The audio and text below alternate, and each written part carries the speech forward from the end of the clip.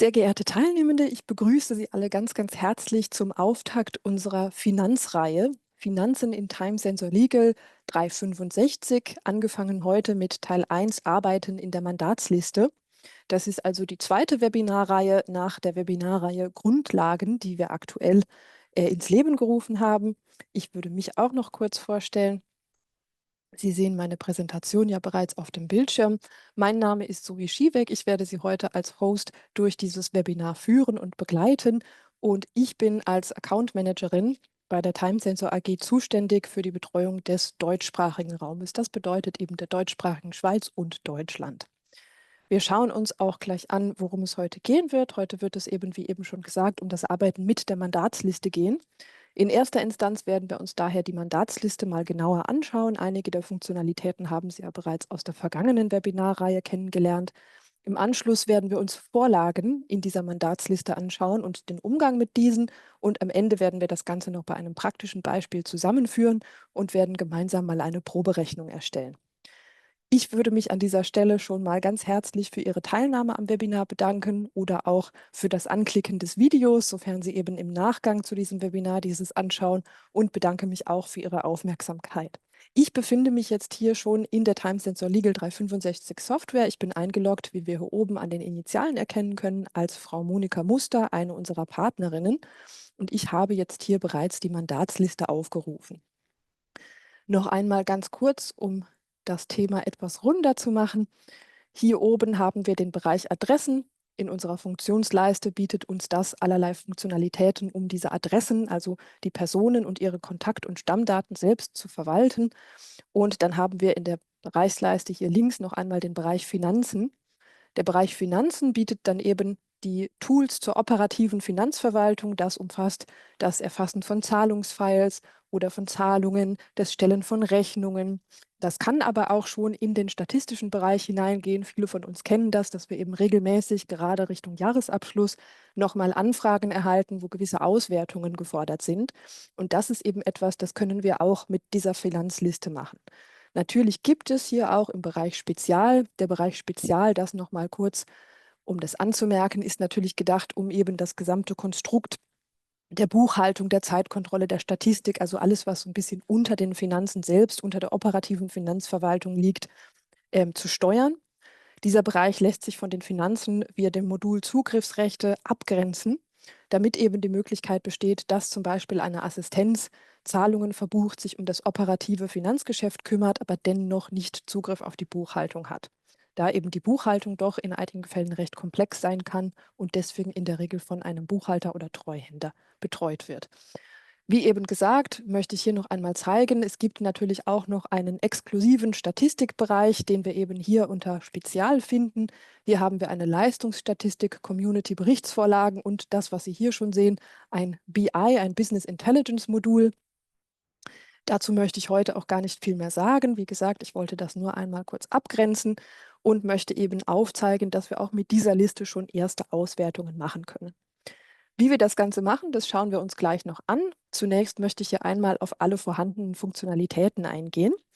Was wir hier sehen, ist eben eine Liste aller in Time Sensor geführten Mandate, beziehungsweise jetzt für uns in diesem Datenraum geführten Mandate. Es ist ja durchaus möglich, dass Sie eben in einer Software, Time Sensor Legal 365, mehrere Entitäten, so nennen wir sie, also mehrere Datenräume führen. Wir sind jetzt hier in einem Datenraum und verwalten die dort zu sehenden Mandate. Diese Mandate können wir eben über die Mandatsliste hier oben gleich als Default der erste Reiter einsehen. Und dort, wenn ich hier runter scrolle, sehen wir, dass wir hier auch ein recht großes Kontingent an Mandaten haben. Hier ist es jetzt so, wir sehen das immer hier oben, sehen wir, wie viele Datensätze zusammen ausgegeben werden. Wir sehen jetzt hier 70 von 79 Datensätzen. Daran wissen wir, oder anhand dessen wissen wir, dass es 69 verschiedene Mandate gibt, die wir hier führen. Davon sind aber nur 70 nicht archiviert, sondern sind nur 70 aktiv aktuell. Möchte ich jetzt alle Mandate sehen, bis auf einige wenige, die wir eben aufgrund gewisser Gegebenheiten jetzt auch nicht einsehen können, möglicherweise Langzeitarchivierung. Hier haben wir noch interne Mandate dabei.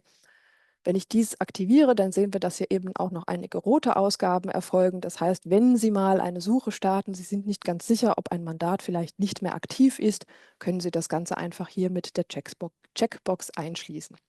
Ich nehme das jetzt hier nochmal raus und wir gucken uns weiter diese Liste an. Zum einen habe ich hier oben ein Suchfeld. Dieses Suchfeld kann ich konfigurieren. Wie wir das machen, schauen wir uns gleich in unserem praktischen Beispiel noch an.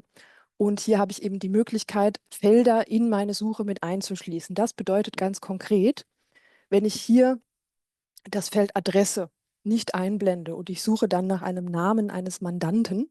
Hier oben haben wir noch den Mandatsnamen. Das ist eben aber der Name des Mandates, um das einmal zu zeigen. Hier also der Name des Mandates und dann hätten wir die Adresse. Einmal schauen, ob ich sie eingeblendet habe. Hier haben wir sie. Das wäre also die Adresse. Wenn ich dieses Feld hier ausschließe, dann wird er eben Herrn Vogt unter dem Namen Herr Vogt, Josef Vogt, nicht mehr finden. Das ist also ganz wichtig hier. Ich schließe es jetzt aber nochmal ein. Und dann haben wir eine sehr ähnlich anmutende Maske durch Rechtsklick auf einen Spaltenheader. Das bedeutet, wenn ich jetzt hier die Adresse einmal rechtsklicke, dann erhalte ich hier eine sehr, sehr ähnliche Liste. Diese Liste dient aber einem ganz anderen Zweck. Und zwar dient diese Liste der Konfiguration meiner Mandatsliste selbst. Um das hier einmal zu zeigen, wir sehen hier einige Felder, die nicht ganz in das Fenster selbst passen. Beispielsweise könnte ich mit einem Rechtsklick hier, es muss nicht unbedingt auf das Feld Preisliste sein, ich kann überall klicken, solange es eben hier innerhalb dieser Reiterleiste ist. Wenn ich jetzt hier runter scrolle und ich würde beispielsweise mal das Feld Preisliste, Mahnschema und Streitwert hier entfernen, bestätige das, dann sehen wir, dass unsere Liste hier schon etwas kleiner geworden ist. Zusätzlich kann ich natürlich hier auch noch die Felder durch die Gegend bewegen. Ich kann hier also schauen, dass ich meine Felder so positioniere, wie ich sie vielleicht später auch auswerten möchte. Beispielsweise alle monetären Angaben und Werte nebeneinander. Falls das gefragt ist, dann haben wir daneben noch das Mandat und den Mandatsführer. Dann habe ich hier auch noch eine Filteroption. Und zwar kann ich hier eben filtern nach einem gewissen aufgelaufenen Kontingent. Das bezieht sich natürlich auf die hier zu sehende Spalte aufgelaufen. Sie muss nicht eingeblendet sein. Es ist aber natürlich immer sinnvoll, sie einzublenden, damit Sie auch sehen, was die Auswertung ergeben hat. Und hier könnte ich eben sagen, ich möchte zum Beispiel nur ab einem Wert von 1000, in unserem Fall jetzt Franken, eine Ausgabe erhalten. Da sehen wir schon, dass jetzt hier in der Spalte aufgelaufen. Deswegen sage ich eben, blenden Sie sie sich ein. Das ist sehr sinnvoll in diesem Fall, dass wir also nur noch Werte enthalten haben, die diesem Filter entsprechen. Alles, was darunter liegt, sehen wir nicht mehr. Dann gehen wir etwas weiter nach unten. Hier haben wir so einen kleinen Pfeil. Wenn wir den einmal ausklappen, haben wir hier noch einen weiteren Filter- und Selektionsmechanismus, und zwar den Zeitraum der Leistungserbringung und den Sachbearbeiter. Es ist also durchaus möglich, dass ich mir jetzt hier, beispielsweise schauen wir uns mal die Spalte letzte Leistung hier an. Da sehen wir, dass es eben einige Leistungen gibt, die nicht im selben Jahr liegen. Die meisten Leistungen, die wir hier haben, sind in 2024 erfasst worden. Hier hätte ich beispielsweise jetzt die Möglichkeit, mal eine Auswertung zu machen, in der ich nur Leistungen, die im Jahr 2025 erbracht wurden, in meine Selektion einschließen möchte. Wir sehen jetzt auch schon, dass das Ganze nochmal erheblich kleiner geworden ist. Und jetzt kann ich natürlich auch noch weiter selektieren oder auswählen. In diesem Fall ist es so, möglicherweise möchte ich jetzt nur eine Auswertung nach einem gewissen Mandatsführer machen. In diesem Fall hätte ich mehrere Möglichkeiten. Ich kann natürlich hier die Spalten immer auf- und absteigend sortieren. Bei Frau Arnold in diesem Fall, wenn wir sagen, ich würde jetzt zum Beispiel mal nur eine Auswertung über Frau Arnold als Mandatsführerin machen wollen, dann könnte ich die hier bequem auswählen und ich wüsste schon, wie das Ganze aufgesetzt ist. Möchte ich das nicht, kann ich natürlich auch, wenn ich zum Beispiel ein größeres Kontingent an Mandaten habe und es eben nicht so einfach wird, das via der Sortierung hier zu regulieren und dann herauszukopieren, könnte ich das Ganze oben auch im Suchfeld eingeben. Dazu würde ich also hier mal den Namen von Frau Arnold eintippen. Und da ich es eben in die Suche eingeschlossen habe, den Mandatsführer, beschränkt sich jetzt meine Auswahl eben nur noch auf die gefundenen Werte, in denen eben im Feld Mandatsführer Frau Alina Arnold steht, weil ich hier oben nach Alina Arnold gesucht habe. In diesem Fall ist natürlich jetzt der Filter hier oben nochmal weg. Da müsste ich den nochmal setzen. Ich würde den jetzt vielleicht hier mal auf Sagen wir, wir sehen, das sind ohnehin nur 2 Mandate, dann schließen wir sie doch beide noch ein. Insofern hätte ich jetzt hier also eine Auswahl, die schon einem Anspruch eines Reportings gleichkommen kann. Mit dieser Auswahl kann ich sogar noch mehr machen. Wir haben eben schon gesehen, es gibt hier auch noch eine Selektion nach Sachbearbeiter. In diesem Fall könnte ich also auch noch einen Sachbearbeiter auswählen. Hier ganz wichtig, der Unterschied zwischen einem Mandatsführer und einem Sachbearbeiter ist, der Mandatsführer ist die Person, die auf Mandatsebene als Mandatsführer hinterlegt ist. Und die Person Sachbearbeiter, die ist die Person, die also Leistungen auf diesem Mandat erfasst hat. Das muss nicht zwingend dieselbe Person sein. Wir denken an die Zusammenarbeit mit Associates oder Substituten oder dergleichen. Das heißt, in dieser Konstellation kann es durchaus sein, wenn ich hier eine höhere oder größere Ausgabe habe, dass ich hier nochmal etwas feiner filtern möchte. Schlussendlich ist es aber so, dass wir eben so schon eine sehr gut vorkonfigurierte Liste erzeugen können. Und diese Liste, die können wir dann ganz, ganz einfach, ich nehme jetzt exemplarisch hier mal die gesamte Liste, beziehungsweise setzen wir hier den Filter nochmal auf unsere 2 Mandate. Das funktioniert natürlich ja jetzt, ob das 2 Mandate oder 200 sind, genau gleich. Ich könnte hier eine Mehrfachauswahl machen und könnte diese Mandate dann via Copy-Paste ganz, ganz einfach kopieren und einfügen. Das hängt natürlich von den Befehlen ab, die Sie auf Ihrer Benutzeroberfläche verwenden, also auf Ihrem Betriebssystem. Ich könnte diese Auswahl jetzt also hier kopieren, beziehungsweise habe sie kopiert und kann sie anschließend ganz bequem in eine Excel-Tabelle einfügen, wo ich dann eben mit den verschiedenen Angaben nochmal weiterarbeiten kann. Das macht es natürlich erheblich einfacher, hier Auswertungen zu erzeugen, weil Sie eben das Ganze schon in Time Sensor, so wie Sie es später für einen Export oder ein Herauskopieren brauchen, vorkonfigurieren können. Wir möchten uns jetzt hier noch die weiteren Funktionalitäten dieser Liste anschauen. In dem Fall ist es so, dass wir hier unten noch 3 Symbole haben, die uns jetzt bis zum aktuellen Zeitpunkt noch nicht bekannt sind. Und zwar sind das die Symbole hier. Ich klicke das einmal an. Zur Abrechnung. Wir sehen also hier, wir haben ein Mandat, da gibt es einen Vorschuss, da gibt es aufgelaufene Leistungen. Möglicherweise möchten wir dieses abrechnen. Interessant wird das Ganze in der Mandatsliste, weil wir eben ein einzelnes Mandat ja auch im Mandat selbst abrechnen können. Dadurch, dass wir hier eine Mehrfachselektion abrechnen können, klicke ich also mit mehreren gleichzeitig selektierten Mandaten diesen Button.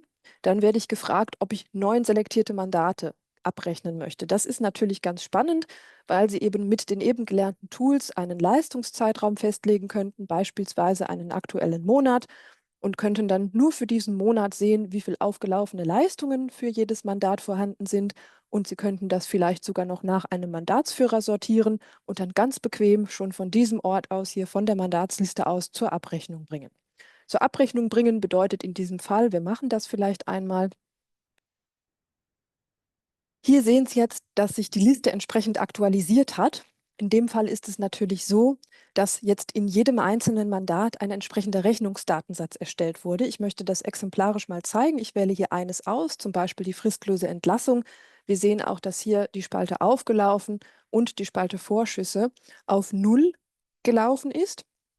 Ich mache jetzt einen Rechtsklick auf das ausgewählte Mandat und wähle hier gleich den Tab Mandate. Und wir sehen, wir kommen gleich hier im Tab Mandate im Dossier heraus. Das ist also ein schöner Shortcut.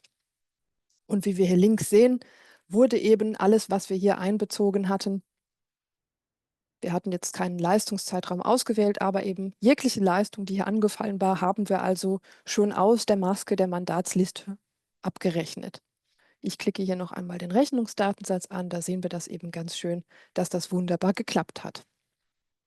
Das Ganze speichern wir nochmal und schauen uns dann hier noch die nächste Funktionalität an. Als nächstes möchte ich Ihnen gerne zeigen, wie Sie hier Entwürfe über mehrere Mandate gleichzeitig erstellen können. Dazu schalte ich einmal mein Applikationsfenster aus und mache das Ganze mit unserer herkömmlichen Ansicht hier im zweiten Darstellungsmodus, also mit der klassischen Darstellung, und könnte hier jetzt entsprechend mehrere Datensätze auswählen. Wir nehmen jetzt einfach mal hier sämtliche Datensätze, die wir auf dem Bildschirm sehen, um das zu präsentieren. Ganz kurz am Rande, möglich ist natürlich auch, dass Sie nur einzelne Datensätze selektieren. Das ist selbstverständlich Ihnen überlassen, wie Sie das machen und wie Sie zu dieser Auswahl kommen. Wenn Sie dann hier unten Auf diesen Button klicken, dann haben Sie eben die Möglichkeit, über alle jetzt ausgewählten Mandate eine entsprechende Vorlage anzuwählen. Wir würden jetzt hier einfach mal ein Infoblatt für sämtliche ausgewählten Mandanten drucken. Ich gehe hier auf Drucken. Sie sehen, der Entwurf ist ausgegraut für so viele Auswahl. Und hier nehme ich einmal das Drucken raus. Und wir sehen, 28 Adressen sind aktuell selektiert. Das heißt, bei 28 Adressen wird durch mein Klicken der Taste OK jetzt im Archiv ein entsprechendes Mandatsblatt erstellt. Ich bestätige das hier und wir sehen, da haben wir auch einen kleinen Ladebalken, der eben sagt, wie weit er jetzt ist. Und schon ist der Prozess auch bewerkstelligt. Das ging ja unglaublich schnell. Und jetzt würde ich hier mal ein entsprechendes Mandat öffnen. Wir sehen jetzt hier im Archiv, dass also das Infoblatt, das Mandatsblatt gedruckt wurde. Wenn wir das jetzt öffnen, sehen wir hier alle Angaben, die wir eben benötigen, die also in diesem Mandatsblatt enthalten sind und haben das eben über alle selektierten Datensätze gleichzeitig erzeugt. Das ist also sehr praktisch, wenn Sie zum Beispiel hier viel in Zyklen arbeiten, wenn Sie also zyklische Rechnungsschreibung, zyklische Rechnungsstellung betreiben, wenn Sie zyklisch Mandanten erfassen oder dergleichen, dann haben Sie eben hier um einiges weniger Aufwand. Zu guter Letzt möchte ich das Ganze noch an einem praktischen Fall zeigen. Das machen wir eben auch hier. Dazu würde ich mein Applikationsfenster nochmal einschalten. Als nächstes möchten wir uns jetzt anschauen, wie wir in dieser Sektion beispielsweise eine Proberechnung erzeugen können. Wir möchten also alles, was wir soeben gelernt haben, einmal zur Anwendung bringen. Dafür können wir, wie wir das bereits gesehen haben, hier eine Selektion oder eine Mehrfachauswahl, also eine Mehrfachselektion treffen. Ich würde jetzt mal ein Mandat nehmen, was auch tatsächlich hier ein gutes Kontingent an aufgelaufenen Leistungen enthält.